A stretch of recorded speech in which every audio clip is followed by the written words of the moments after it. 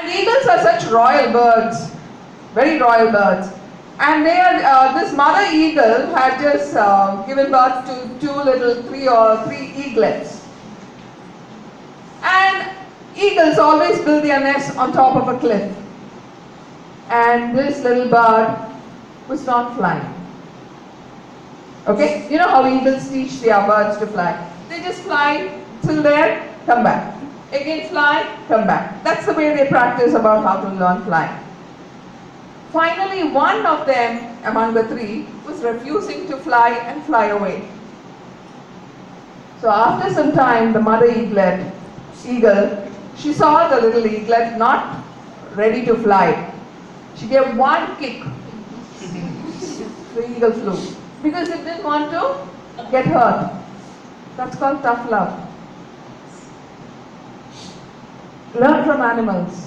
They're way more intelligent than what we give them credit to. Same thing with a giraffe. You know, the giraffe always gives birth standing, unlike other animals. So the baby giraffe falls with a thud.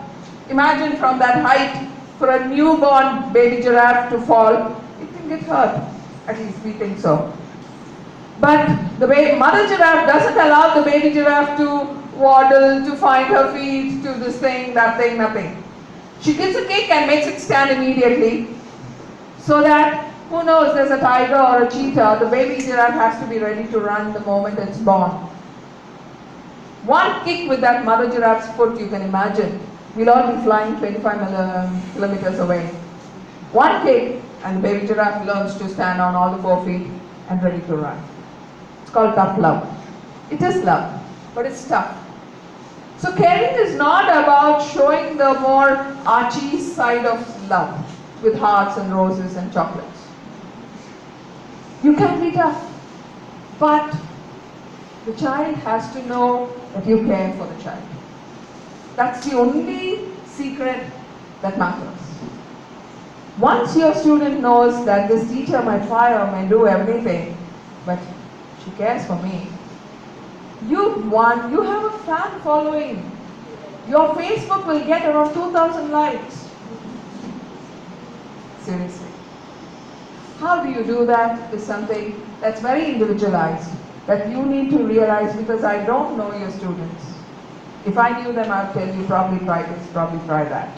But since you know your students better, I really wish that you would take the trouble of understanding this is where motivation comes.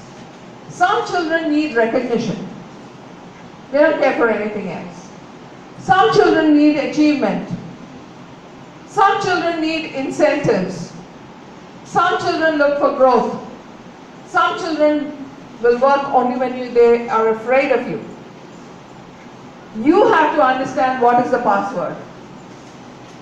If you understand and know each child's password, then it will click.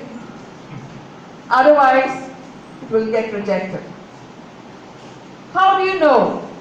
How will I know whether Benita wants recognition, or whether Purna wants incentives, or whether she wants money, whatever? I will know only if I listen to them. They talk a lot, isn't it? Children non-stop. That's when you should be listening and understand, okay, I think this boy wants more attention. I think this boy likes to be recognized. Recognize him once in the class. Deal done. Recognize or incentivize this particular child more. He will fall for incentives.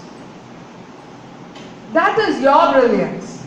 That is the homework you need to do to help you understand what is it that each child requires.